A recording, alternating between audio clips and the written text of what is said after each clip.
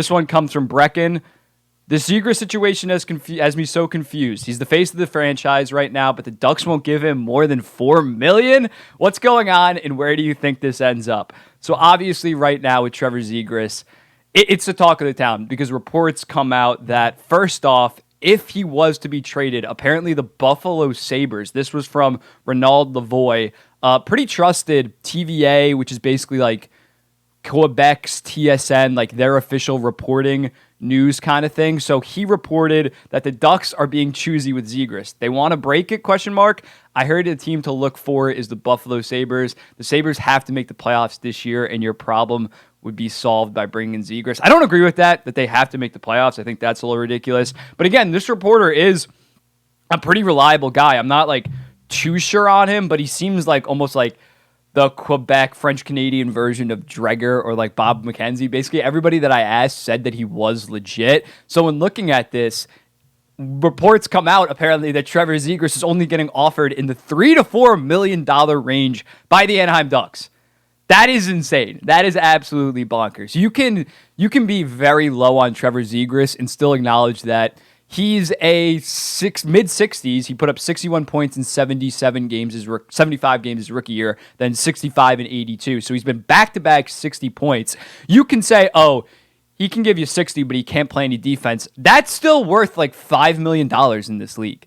That's the crazy thing. Like, that is absolutely ridiculous that they're not willing to give him more than $4 million, apparently. That is just straight up disrespectful. I understand in like an arbitration scenario, you're going to lowball him like that, then the arbitrator is going to come in the middle. But in terms of negotiations, even if it's restricted free agency, that is a lowball of all lowball. If it came out and they were saying, oh, we offered him $5 million, I'd say that's low, but $5 million still decent second liner money. $4 million at this point in the NHL is what you give like your good third liners. That's what, like Blake Coleman got like 4.75 from the Calgary Flames on like a 6-year deal. So in terms of that is just straight up disrespectful because yes, again, Zegras, not the best defensively. I'm not sure he's ever going to become a legit two-way beast in the NHL, an actual number one center, but the offensive potential is there. He's so elite at passing the puck. Primary assists, 85%. Shots off high-danger passes, 79. High-danger passes, 89%. For those listening on audio, I pulled up the JFresh. And he has an 85% WAR finishing. So when looking at Zegras, I think the transition to the wing might be inevitable at this point for him, either whether it's on the Anaheim Ducks or if he potentially gets traded, because you look at the Anaheim Ducks, McTavish, Carlson, they seem like more traditional centers can kind of play two-way, especially Carlson. So I think you're not going to be running out Carlson or McTavish, who you pick top three. You're not going to be moving them to the wing quite yet, but I think a guy like Trevor Zegras, you've seen 2 full seasons of him, and you've seen the defensive prowess is just really not there for him. I don't think he'll ever be even an average defender. I think he's going to be below average. He's already 22 years old, so I think the transition to wing might be possible. Maybe that's why they are lowballing him, but again, even a 60-point winger should get more than $4 million goddamn dollars. So when you look at it, the apparent fit to Buffalo, what do we think about that moving on from the Anaheim Ducks? I do like this potential fit for them. I do. It might be a little bit like out there, but they have so many forward prospects and just prospects in general that at some point, maybe you go for more of a star player, or I wouldn't say a star goaltender because Devin Levi looks like a stud, but maybe eventually you package it for like an actual superstar. But in terms of using those picks and prospects, they have like 5 elite forward prospects. Package 1 or 2 of them to go out and get a Trevor Zegras. I would 1,000% be down for that because you only have so many roster spots on your team. And when looking at the Buffalo Sabres lines next year, I think you move Middlestat to that third line, play with Dylan. You have Dylan Cousins, Peterka, and Trevor Zegras on the same second line. I think that could be really efficient. And obviously, in this scenario, you're going to have to trade Victor Olofsson.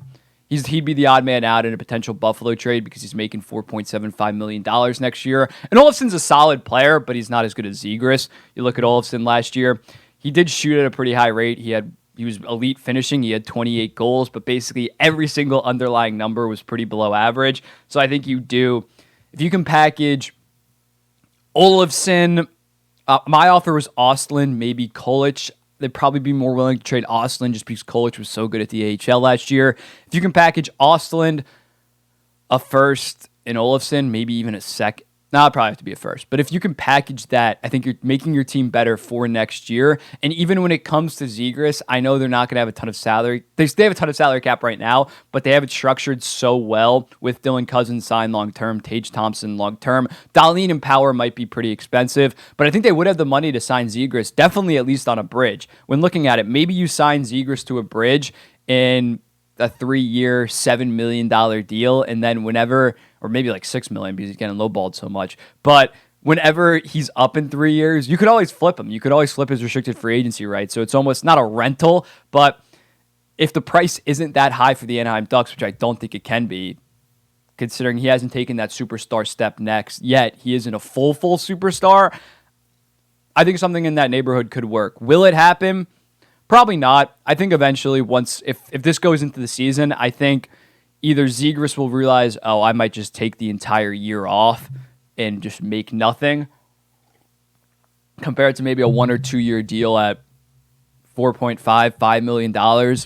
You got to weigh your pros. Like William Nylander sat out, but at the end of the day, he was like, yeah, maybe I could get 7.3 on the open market, but if I miss this following year, then that negates all that progress. So when looking at Trevor Zegras, I do think he is eventually going to resign. I don't think that's that controversial, but it's going to be a battle. I think Pat Verbeek is going to drag this into the regular season overall, and because he's showed to be a pretty aggressive negotiator. Troy Terry, they got the deal done, mainly because Troy Terry, while they're a very good player, he's 26. Yeah, he's 26. Like, they both wanted to work on a long-term deal. I understand the Ducks not being willing to quite yet give Trevor Zegras a mega deal or giving him that much on a bridge, which, I mean, they do have a ton of salary cap, but I understand Verbeek's not just going to be handing out massive contracts and setting that tone. So when say Carlson explodes his first 3 years and then he wants a $10 million deal whenever his ELC's up, or McTavish the following,